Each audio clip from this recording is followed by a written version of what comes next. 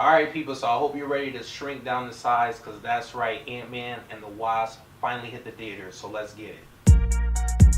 Welcome to the Kaiba Show.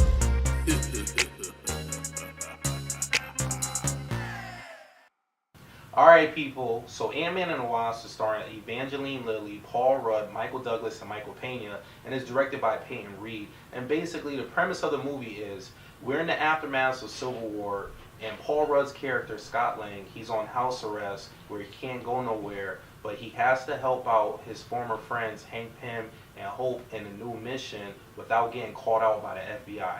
Alright, so what worked for the movie? Definitely there were some cool action sequences in this movie.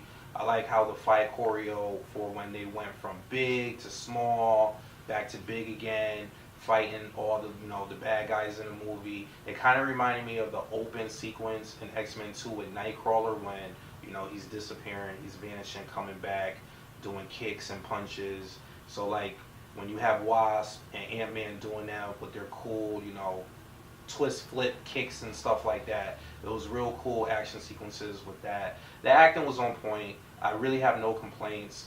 Nobody was really cheesy with their acting in this movie. And the storyline was pretty okay. It wasn't the best storyline, especially with the storylines we've been getting thus far with the Marvel movies. But it was a pretty okay, it was a pretty decent story. Okay, so what didn't work for the movie? Basically, I felt like the villain wasn't a strong villain. It kind of fell into the curse of the Marvel movies where everybody says, the Marvel movies are good, but they lack a real good villain. Obviously, recently we've been getting some really good villains with, Thanos, and then we had Killmonger and Black Panther. But once again, this movie did kind of fall in that trap where we didn't really get a strong villain where you really feared that person, where you got to understand where they was coming from. We didn't really get that in this movie. And I also felt like the jokes was a little bit too much. Yeah, there were some hits, but there was definitely some misses. So I felt like the jokes were just a little bit over the top, kind of like how I felt with Thor Ragnarok, where they should have just dumbed down the jokes a little bit. I didn't come into this movie to watch a comedy movie. Don't get me wrong. I love jokes. I love the comedy in superhero movies and action movies, but I just felt like they kind of overdid it just a little bit. I definitely laughed at some parts, but then there was other parts where I didn't laugh. So I think those are the only things I could think of that didn't work for the movie for me. Okay, people, so overall, on the Kaiba scale of 1 to 10, I'm going to give this movie a 7.5.